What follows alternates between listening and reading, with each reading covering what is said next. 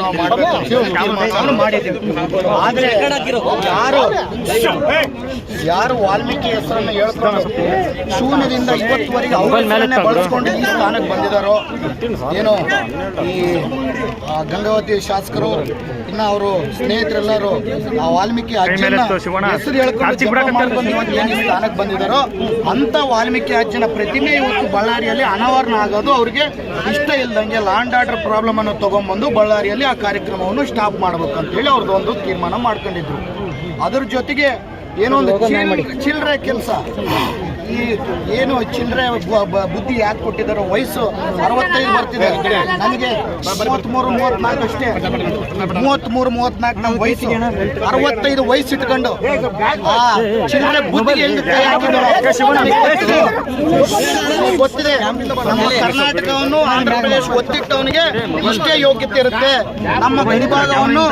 ನಮ್ಮ ಗಡಿಭಾಗವನ್ನು ಬೇರೆಯವ್ರಿಗೆ ಮಾಡಿದವನಿಗೆ ಕರ್ನಾಟಕದ ಮೇಲೆ ವಾಲ್ಮೀಕಿ ಅಜ್ಜವ್ರ ಮೇಲೆ ಇಷ್ಟೇ ಅಭಿಮಾನ ಇರುತ್ತದ್ದು. ಇಷ್ಟಕ್ಕಂದ್ರೆ ಜಾಸ್ತಿ ಅಭಿಮಾನ ಇವನಿಂದ ಎಕ್ಸ್ಪೆಕ್ಟ್ ಮಾಡಕ್ ಆಗಲ್ಲ ಅಂತ ಹೇಳಕ್ ಇಚ್ಛೆ ಪಡ್ತೀನಿ.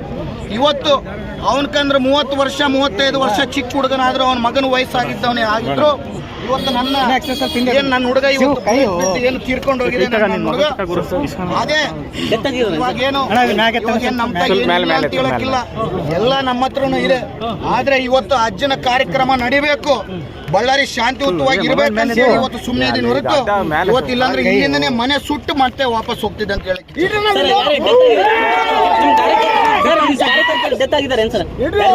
ಹೌದು, ಹೆಂಗೆ ಸರ್, ಹೆಂಗ್ ಡೆತ್ ಆಗಿದೆ ಸರ್? ಬುಲೆಟ್ ಬಿದ್ದು ಡೆತ್ ಆಗಿದೆ.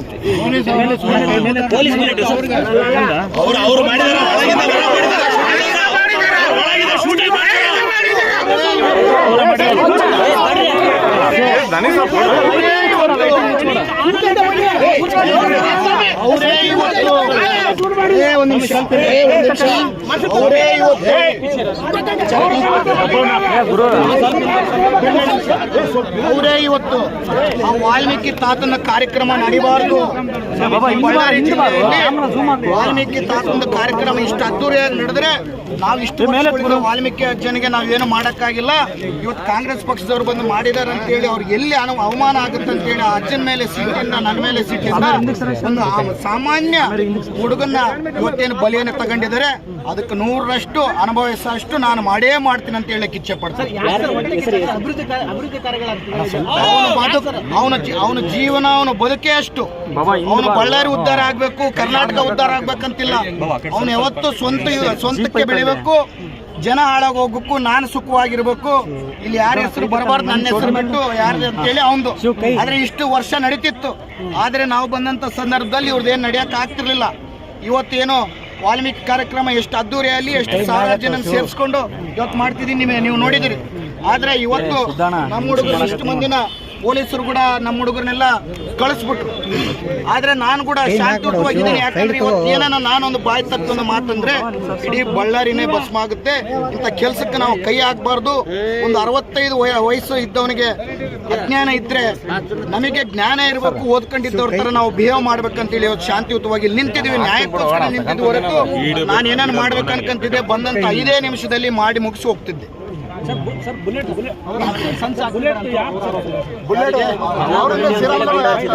ನೋಡಿ, ನಾನು ಒಳ್ಳೆ ಎಜುಕೇಟೆಡ್ ಆಗಿ ಲಂಡನ್ ಅಲ್ಲಿ ಓದ್ಕೊಂಡ್ ಬಂದಂತವ್ನು, ಅವನಂತ ಚಿಲ್ಲರೆ ಬದುಕಿಂದ ಬಂದಂತವನಲ್ಲ.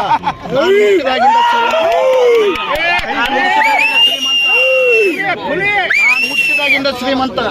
ಅವನು ನಿನ್ನೆ ಮೊನ್ನೆ ಆದಂತವನು, ಅದು ಲೂಟಿ ಹೊಡೆದು ನಾನು ಇಡೀ ಕರ್ನಾಟಕದಲ್ಲಿ one of the highest tax pair ಆಗಿ ಬಿಸ್ನೆಸ್ ಮಾಡಿ ಗಂಡು ಮಗನಾಗಿ ದುಡಿದು ಜನಕ್ಕೆ ಸೇವೆ ಮಾಡ್ಬೇಕಂತೇಳಿ ಆ ದುಡ್ಡಿಂದ ಸೇವೆ ಮಾಡ್ತಾ ನಮ್ಮ ಸರ್ಕಾರದ ಸಹಕಾರ ತಗೊಂಡು ಶಾಸಕನಾಗಿ ಇವತ್ತು ಬಳ್ಳಾರಿನ ಎಷ್ಟು ಅಭಿವೃದ್ಧಿ ಮಾಡ್ತಿದ್ದೀನಿ. ಹತ್ಯೆಗೆ ಸಂಚು ಮಾಡ್ಬೇಕಂದ್ರೆ ನಾನು ಇಲ್ಲಿವರೆಗೆ ಬರೋ ಅವಶ್ಯಕತೆ ಇಲ್ಲ.